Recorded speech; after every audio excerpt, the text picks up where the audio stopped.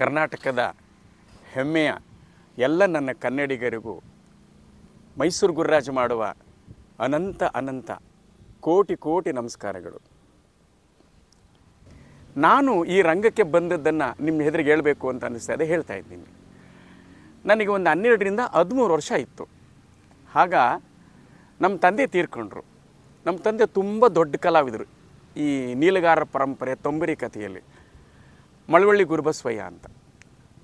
ನನ್ನ ತಂದೆ ಮಳವಳ್ಳಿಯವರು, ನನ್ನ ತಾಯಿ ಚಾಮರಾಜನಗರ ಪಕ್ಕ ರಾಮಸಮುದ್ರದವರು.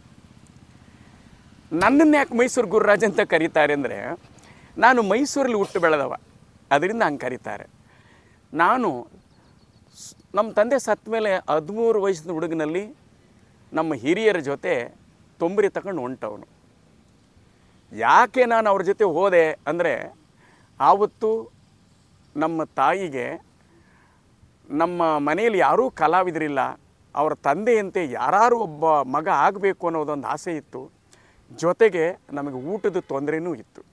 ತಂದೆ ಸತ್ತ ಮೇಲೆ ಭಾಳ ಕಷ್ಟ ಇತ್ತು.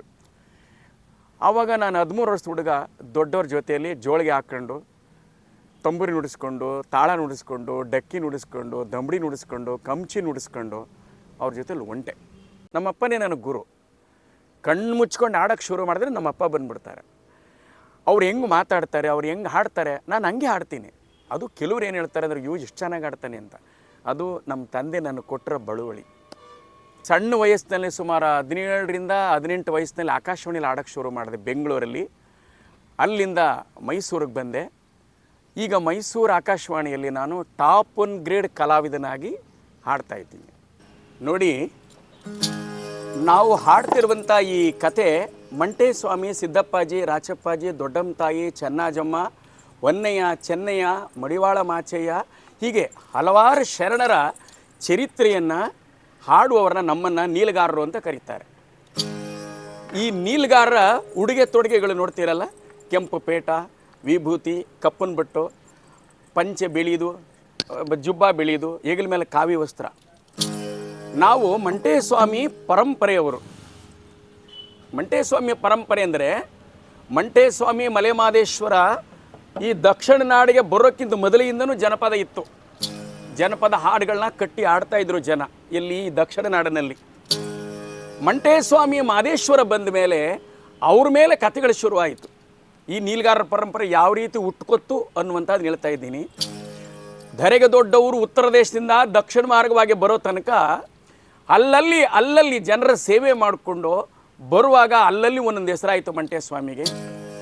ಹಾಗೆ ಈ ಉತ್ತರ ದೇಶದಿಂದ ದಕ್ಷಿಣ ನಾಡಿಗೆ ಬಂದು ಕುರುಬರ ಬೊಪ್ಪೇಗೌಡನ ಕುರಿ ಕಟ್ಟುವ ಕೊಟ್ಟಿಗೆಯನ್ನು ಮಟ್ಟಮನೆ ಮಾಡಿ ನೆಲೆಸ್ಕೊಂಡ್ರು. ನೆಲೆಸ್ಕೊಂಡ ಮೇಲೆ ಅಲ್ಲಿಂದ ನೀಲಗಾರರ ಪರಂಪರೆ ಅತಿ ಹೆಚ್ಚಾಯಿತು.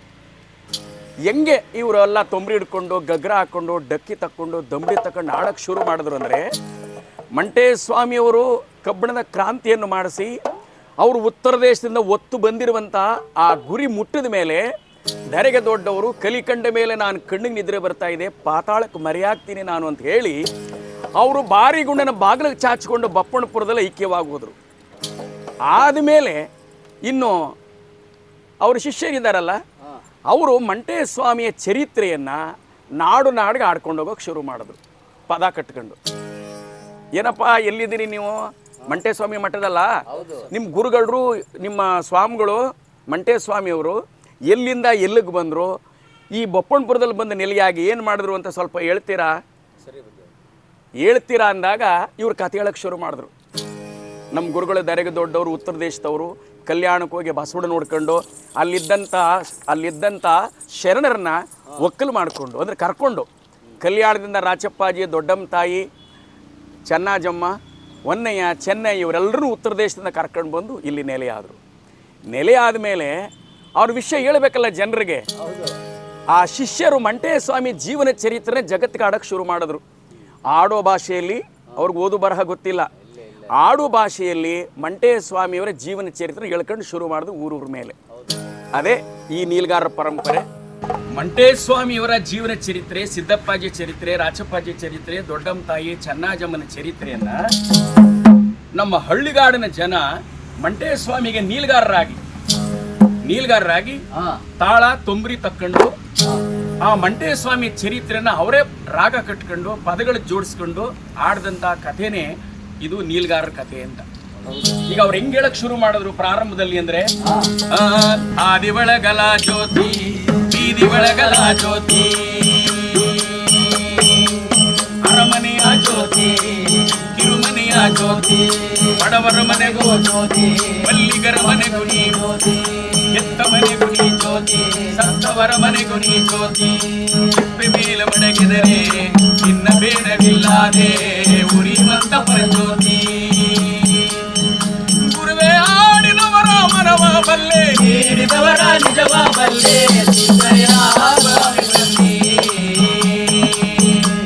ಕಂಡಾಯದ ಒಡೆಯ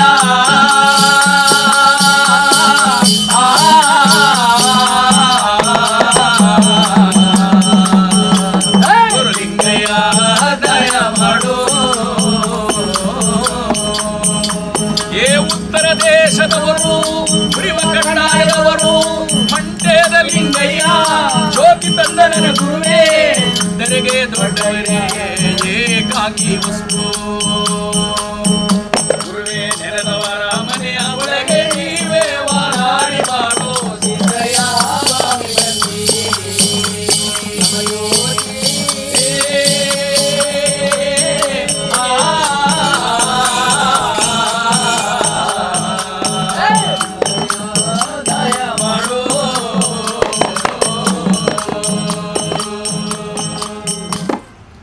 ನೀಲಗಾರರ ಪರಂಪರೆಯಲ್ಲಿ ಒಂದು ಜಾತಿಯ ಜನ ಇಲ್ಲ. ಮಂಟೇಸ್ವಾಮಿ ಮಾಡಿದ ಅದೇನೆ. ಲಿಂಗ ಜನವಾರ ಯಾರು ಇಲ್ವೋ ಅವ್ರನ್ನೆಲ್ಲರನ್ನು ಕೇವಲವಾಗಿ ಕಾಣ್ತಿದ್ದಂಥ ಕಾಲ ಮಂಟೇಸ್ವಾಮಿ ಕಾಲದಲ್ಲಿ. ನಿನಗೆ ಜನವಾರ ಇಲ್ಲ, ನೀನು ಲಿಂಗ ಇಲ್ಲ, ನೀವು ಊಬತ್ತಿ ಇಕ್ಕೊಂಡಿಲ್ಲ, ನೀನು ಶಿಸ್ತಾಗಿಲ್ಲ, ಹೋಗುವಂತ ಎಲ್ಲರನ್ನು ಓಡಿಸ್ತಿದ್ದಂಥ ಕಾಲದಲ್ಲಿ ಮಂಟೇಸ್ವಾಮಿಯವರು ನೀಲಗಾರನ ಬಿಟ್ಟರು. ಎಲ್ಲರಿಗೂ ತಲೆ ಮುಡಿ ತೆಗೆದು ರುದ್ರಾಕ್ಷಿ ಕಟ್ಟಿ ವಿಭೂತಿ ಹಾಕಿ, ನೀವು ಯಾರಿಗೇನು ಕಡಿಮೆ ಅಲ್ಲ, ನೀವು ದೇವ್ರಿಗೆ ತುಂಬ ಹತ್ತಿರವಾದವರು, ಹೋಗಿ ಉಪಾದಾನ ಮಾಡಿ ಅಂತ ಕಳಿಸೋದು.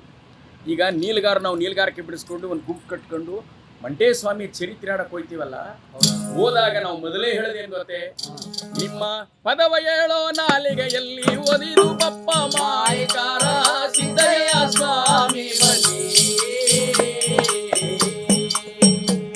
ಧರ್ಮ ಗುರುವೇ ಲಿಂಗಯ್ಯ ನೀವೇ ಬನ್ನಿ.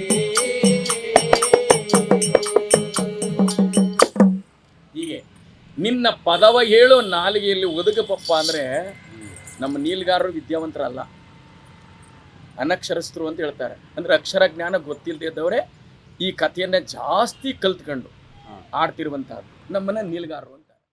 ಇಷ್ಟೇ ಅಲ್ಲ, ಕಾಲ ಹೆಂಗೆ ಬದಲಾಗುತ್ತೆ, ಜನ ಹೆಂಗೆ ಕೇಳ್ತಾರೆ ಬೇರೆ ಬೇರೆ ಥರ, ಹಂಗೂ ನಾನು ಕೆಲಸ ಮಾಡ್ಕೊಂಡು ಬಂದೆ. ಊರೂರು ಕೇರಿ ಹಳ್ಳಿ ಜಾತ್ರೆ ಅಲ್ಲಿ ತಂಬೂರು ಹಿಡ್ಕೊಂಡು ಆಡ್ಕೊಂಡು ಬರ್ತಿದ್ದ ನಾನು ಕ್ಯಾಸೆಟ್ ಪ್ರಪಂಚ ಬಂದಾಗ ಕ್ಯಾಸೆಟ್ಗಳು ಮಾಡಿದೆ. ಹಲವಾರು ಕ್ಯಾಸೆಟ್ಗಳನ್ನು ಮಾಡಿ ಮನೆಗೆ ಕೊಟ್ಟೆ.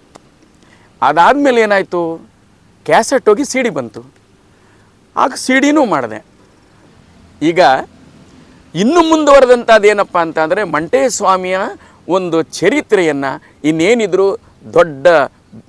ದೊಡ್ಡ ಸ್ಕ್ರೀನಲ್ಲಿ ಥಿಯೇಟ್ರಲ್ಲಿ ನೋಡಬೇಕು ಅಂತ ಮಾಡ್ತಾಯಿದ್ದೀನಿ. ಇದು ನಾನು 13 ವರ್ಷದ ಹುಡುಗನಲ್ಲಿ ತೊಂಬರಿ ಹಿಡ್ಕೊಂಡು ಹೊಂಟು ಇಲ್ಲಿವರೆಗೂ ಮಾಡ್ಕೊಂಡು ಬಂದಂಥ ಸೇವೆ, ಕಲಾ ಸೇವೆ. ಇದನ್ನು ಕಂಡು ಕರ್ನಾಟಕದ ಜನತೆ ಹಾಗೂ ಸರ್ಕಾರ ಹಲವಾರು ರೀತಿ ನನ್ನನ್ನು ಪ್ರಶಸ್ತಿಗೆ ಕೊಟ್ಟು ಹೊಗಳಿದ್ದಾರೆ. ನನ್ನನ್ನು ನಮ್ಮ ಗುರುರಾಜ ನಮ್ಮ ಜನಪದ ರಂಗದಲ್ಲಿ ನೀಲಗಾರರ ಪರಂಪರೆಯಲ್ಲಿ ಇರಲಿ ಅನ್ನೋದಕ್ಕೋಸ್ಕರವಾಗಿ ನನ್ನನ್ನು ಕಾಪಾಡಿಕೊಂಡು ಬಂದಂಥ ಜನ ಹಲವಾರು ರೀತಿಯ ಪ್ರಶಸ್ತಿ ಕೊಟ್ಟು ನನ್ನನ್ನು ಕಾಪಾಡಿದ್ದಾರೆ. ಇದು ನಾನು ತಂಬೂರಿ ಹಿಡ್ಕೊಂಡು ಈ ಜನಪದ ರಂಗಕ್ಕೆ ಈ ನೀಲಗಾರರ ಪರಂಪರೆಯನ್ನು ಬೆಳೆಸ್ಕೊಂಡು ಬಂದಿದ್ದಕ್ಕೆ ನನ್ನ ಜನ್ಮ ಸಾರ್ಥಕತೆಯನ್ನು ಪಡೆದಿದೆ. ಮಂಟೇಸ್ವಾಮಿ ಕಾವ್ಯವನ್ನು ಹಾಡಬೇಕು. ಈಗ ಆವತ್ತು ಯಾವುದೇ ರೀತಿ ವಾದ್ಯಗಳಿರಲಿಲ್ಲ ನಮ್ಮ ಜನಪದದವರಿಗೆ. ಅದಕ್ಕೆ ಪ್ರಾರಂಭದಲ್ಲಿ ಏನು ಮಾಡಿದ್ರು, ಮಂಟೇಸ್ವಾಮಿಯವರು ನಡೆದು ಬಂದ ಹಾದಿಯನ್ನು ಹೇಳೋದಕ್ಕೋಸ್ಕರವಾಗಿ ಒಂದು ಸ್ವಾರೆಯ ಬುರುಡೆಯಲ್ಲಿ ಬೊಂಬು ಹಾಕ್ಕೊಂಡು ಅದಕ್ಕೊಂದು 4 ತಂತಿ ಕಟ್ಕೊಂಡು, ಈಗ ತಂತಿ ಅವತ್ತು ಸೆಣಬನ ದಾರ ಭೂತಾಳೆಯಲ್ಲಿ ಬರುತ್ತೆ ಸೆಣಬನ ದಾರ ಅಂತ, ಅದನ್ನು ಕಟ್ಕೊಂಡು ನುಡಿಸ್ಕೊಂಡು ಒಂದು ಶ್ರುತಿ ಅಂತ ಹಾಕ್ಕೊಂಡು ಶುರು ಆಯಿತು. ಅದ್ರ ಜೊತೆಗೆ ಈ ತಂಬೂರಿ ಬಂತು. ತಂಬುರಿ ನುಡಿಸ್ಕೊಂಡು ಡಕ್ಕಿ, ಇದು ನೋಡಿ ಡಕ್ಕಿ ಅಂತಾರೆ, ಇದು ಡಕ್ಕಿ, ಇದನ್ನು ಒಬ್ಬ ನುಡಿಸ್ಕೊಂಡು ಹಿಮ್ಮೇಳ ಆಡ್ತಾನೆ. ಇದು ತಾಳ, ಈ ತಾಳ ನುಡಿಸ್ಕೊಂಡು ಒಬ್ಬ ಹಿಮ್ಮೇಳ ಆಡ್ತಾನೆ. ನಾನು ತಂಬುರಿ ನುಡಿಸ್ಕೊಂಡು ಮಂಟೆ ಸ್ವಾಮಿ ಚರಿತ್ರೆಯನ್ನು ಇಡೀ ಬೆಳಗಾನಲ್ಲ 7 ರಾತ್ರಿ 7 ಹಗಲಾಗುತ್ತೆ ಈ ಕತೆ. ಹಿಂದೆ ಈ ಥರ ತಂಬುರಿ, ಡಕ್ಕಿ, ತಾಳ, ಗಗ್ರ ಇವೆಲ್ಲವನ್ನ ಇಟ್ಕೊಂಡು ಆಡ್ತಿದ್ದೋ. ಹೌದು. ಇತ್ತೀಚಿನ ದಿನಗಳಲ್ಲಿ ಏನಾಯಿತು, ಇತ್ತೀಚಿನ ದಿನಗಳಲ್ಲಿ ಕಥೆ ಕಲಿಯೋರು ಕಡಿಮೆ ಆಗೋದ್ರು. ಹೌದು. ಮಂಟೇಸ್ವಾಮಿ, ಮಲೆಮಾದೇಶ್ವರ, ಮೈದಾಳರಾಮ, ಚೆನ್ನಿಗ್ರಾಮ, ಗಣಪತರಾಜ, ಬಾಲನಾಗಮ್ಮ, ಬೆಳಗಿರಿ ರಂಗ, ಹಿಂಗೆ ಇಷ್ಟು ಕಥೆಗಳಿದ್ದಾವಲ್ಲ ನೀಲ್ಗಾರ ಆಡೋದು, ಇದನ್ನ ಆಡೋದು ಬಿಟ್ಬಿಟ್ರು. ಈ ಜನಪದ ಗೀತೆ ಅಂತ ಬರ್ತವೆ, ಆ ಜನಪದ ಗೀತೆ 2-3 ಕಲ್ತ್ಕೊಂಡು ಎಲ್ಲರೂ ನಾನು ಕಥೆಗಾರರು ಅನ್ನೋ ಮಟ್ಟಿಗೆ ಆಗೋಯ್ತು. ಅದರಿಂದ ಈ ಮಂಟೇಸ್ವಾಮಿ ಕಾವ್ಯ, ಮಾದೇಶ್ವರ ಕಾವ್ಯ ಇವೆಲ್ಲ ಮೂಲೆ ಗುಂಪಾಗ್ತಾ ಇದೆ. ನಾನು ಹೇಳೋದಿಷ್ಟೇ, ನಾವು ಹಾಡ್ತಾ ಇದ್ದೀವಿ, ನಮ್ಮ ಕೈಗೆ ಯಾರೋ ಹಿರಿಯರು ತಂದು ಕೊಟ್ಟರು, ನಾವು ಅದನ್ನು ಜೋಪಾನಕ್ಕೆ ತಗೊಬಂದಿದ್ದೀವಿ. ಇನ್ನು ಮುಂದಿನ ಪೀಳಿಗೆ ನೀವು ಅದನ್ನು ಜೋಪಾನಕ್ಕೆ ತಗೋಬೇಕು ಅಂತೇಳಿ ಇಷ್ಟು ಕೆಲಸ ಮಾಡ್ತಿದ್ದಾರೆ ಚಾನಲು, ಇಷ್ಟು ಕೆಲಸ ಆಗ್ತಾ ಇದೆ. ಇವತ್ತಿನ ಯುವಕರು ಅಲ್ಲೆಲ್ಲೋ ನಮಗೆ ಹಣ ಸಿಕ್ಕುತ್ತೆ ಇಲಾಖೆಯಿಂದ ಅಂತ 2 ಹಾಡುಗಳು ಕಲ್ತ್ಕೊಂಡೋಗಿ ಹೇಳೋದನ್ನು ಬಿಟ್ಟು ಸಾರ್ವಜನಿಕರ ಮಧ್ಯದಲ್ಲಿ ಕಲಿತು ಸಾರ್ವಜನಿಕರಿಗಾಗಿ ನೀವು ಕಥೆಯನ್ನು ಕಲೀರಿ, ಹಾಡನ್ನು ಆಡೋದು ಕಲೀರಿ. ಮುಂದೊಂದು ದಿನ ಈ ಜನಪದ ಉಳಿಯುತ್ತೆ, ಈ ಶ್ರಮಕ್ಕೆ ಒಂದು ಫಲ ಸಿಕ್ಕುತ್ತೆ ಅಂತ ನಾನು ಅಂದ್ಕೊಂಡಿದ್ದೀನಿ. ಇಷ್ಟು ದೊಡ್ಡದಾಗಿ ಬೆಳೆದಿರುವ ಜನಪದವನ್ನು ಕಾಲದಿಂದ ಅದನ್ನು ಉಳಿಸ್ಕೊಂಡು ಬಂದಿದ್ದಾರೆ ನೀಲಗಾರರು, ಮಾದಪ್ಪನ ಗುಡ್ರು, ಜೋಗಿ ಒಕ್ಲವರು, ಏಕದಾರಿಯವರು, ತತ್ವಪದದವರು ಎಲ್ಲರೂ ಉಳಿಸ್ಕೊಂಡು ಬಂದಿದ್ದಾರೆ. ಈಗ ಮುಂದಕ್ಕೆ ಹೆಂಗೆ ಉಳಿಸಬೇಕು ಇದನ್ನು ಅನ್ನೋದು ಒಂದೇ ನಮ್ಮ ಹಿರಿಯ ಸಾಹಿತಿಗಳಲ್ಲಿ, ಸಂಶೋಧಕರಿಗೆ ಮತ್ತು ನಮ್ಮಂಥ ಕಥೆ ಮಾಡುವಂಥವ್ರಿಗೆ ಒಂದು ಯೋಚನೆ ಆಗಿರೋದಂದರೆ ಈ ಕಲೆನ ಹೆಂಗೆ ಉಳಿಸೋದು ಅಂತ. ಈಗ ಕಲಿಯೋರು ತುಂಬ ಕಡಿಮೆ ಆಗಿದ್ದಾರೆ. ಯಾಕೆಂದರೆ ಇದೆಲ್ಲ ಬೇಕಿಲ್ಲ ಅವ್ರಿಗೆ ಬೇಕಾಗಿರೋದು ಯಾವುದಾದ್ರೂ ಕೆಲಸ ಮಾಡಿದ್ರೆ ಒಂದಷ್ಟು ದುಡ್ಡು ಬರುತ್ತೆ, ಅಷ್ಟು ಸಾಕು ಅಂದ್ಕೊಂಡಿದ್ದಾರೆ. ಆದರೆ ಇದನ್ನು ಉಳಿಸುವ ನಿಟ್ಟಿನಲ್ಲಿ ಸಾಕಷ್ಟು ಚಾನಲ್ಗಳು ನಮ್ಮಂಥ ಕಲಾವಿದರನ್ನು ಕರೆದು ಮಾತಾಡಿಸಿ ಈ ಜನ ಹೆಂಗೆ ಅದನ್ನು ನೀವು ಕಲಿಬೇಕು ಅನ್ನೋದ್ರ ಬಗ್ಗೆ ಮಾಹಿತಿ ಕೊಡ್ತಿದ್ದಾರೆ. ಒಂದು. ಎರಡನೇದೇನೆಂದರೆ ಈ ಜನಪದವನ್ನು ಕಲಿತ್ರೆ ಇತಿಹಾಸ ಉಳಿಯುತ್ತೆ. ಇತಿಹಾಸ ಕನ್ನಡದಲ್ಲಿ ಏನು ಜನಪದಗಳಿದಾವೋ ಅದು ಉಳಿದ್ರೆ ಕನ್ನಡ ಉಳಿದಂಗೆ ಅರ್ಥ. ಅದು ಇಂಥ ಒಂದು ದೊಡ್ಡ ಗಂಟೆ ಇದೆ ಜನಪದ ಅಂದರೆ, ಇದು ನಾಶ ಆಗೋಗ್ಬಿಡ್ತಾ ಇದೆ ಅಂತ ಎಲ್ಲರ ಭಾವನೆ. ನಮಗೂ ಒಂದು ಸ್ವಲ್ಪ ಭಯ ಇದೆ. ಇದು ಉಳಿಬೇಕಾದ್ರೆ ಯುವ ಪೀಳಿಗೆಗಳು ಮತ್ತು ಹೆಣ್ಮಕ್ಳುಗಳು ಇದನ್ನು ಗೌರವಿಸ್ಬೇಕು, ಇದನ್ನು ಕಲಿಬೇಕು. ಹಿಂದೆ ಎಲ್ಲ ಹೆಣ್ಮಕ್ಳು ರಾಗಿ ಬೀಸುವಾಗ ಆಡ್ತಿದ್ರು, ಬಟ್ಟೆ ಒಗೆಯುವಾಗ ಆಡ್ತಿದ್ರು, ಕೂಲ್ ಕುಯ್ಯುವಾಗ ಆಡ್ತಿದ್ರು, ಕಳೆ ಕೀಳುವಾಗ ಆಡ್ತಿದ್ರು, ಮಗು ಹತ್ರ ಅವಾಗಲೂ ಲಾಲಿ ಆಡಿ ಮನಗಿಸ್ತಿದ್ರು, ಅಡುಗೆ ಮಾಡುವಾಗ ಆಡ್ತಿದ್ರು. ಈಗ ಏನಾಗಿದೆ ಅಂದರೆ ಸೋಬಾನೆ ಪದದವರು ಕಡಿಮೆ ಆಗಿದ್ದಾರೆ, ಜನಪದ ಕಥೆ ಆಡೋರು ಕಡಿಮೆ ಆಗಿದ್ದಾರೆ. ಹಿಂಗೆ ಆದಾಗ ಏನಾಗುತ್ತೆ ಅಂದರೆ ನಮ್ಮ ಕರ್ನಾಟಕದ ಸಂಪತ್ತೇ ಜನಪದ. ನಮ್ಮ ಕರ್ನಾಟಕದ ಮೂಲ ಜನಪದಗಳೇ ನಮ್ಮ ಸಂಪತ್ತು. ಅದು ಹೋದ್ಮೇಲೆ ಈ ಕನ್ನಡ ಗಟ್ಟಿಯಾಗೋದು ಹೆಂಗೆ? ಯಾರೋ ಒಬ್ಬರಲ್ಲ ಇಲ್ಲಿ ಸಾಹಿತಿಗಳಿರುವಂಥದ್ದು. ನಮ್ಮಲ್ಲಿ ಆಡೋರೆಲ್ಲರೂ ಸಾಹಿತಿಗಳೇ, ಜನಪದದವರು. ಹೆಣ್ಣು ಮಕ್ಕಳು ಇದಕ್ಕೆ ಸಪೋರ್ಟಾಗಿ ನಿಂತರೆ, ಏನು ಹಾಡೋಕ್ಕೆ ನಿಂತರೆ ಖಂಡಿತ ಈ ಜನಪದ ಉಳಿತದೆ ಅಂತ ನನ್ನ ಅಭಿಪ್ರಾಯ.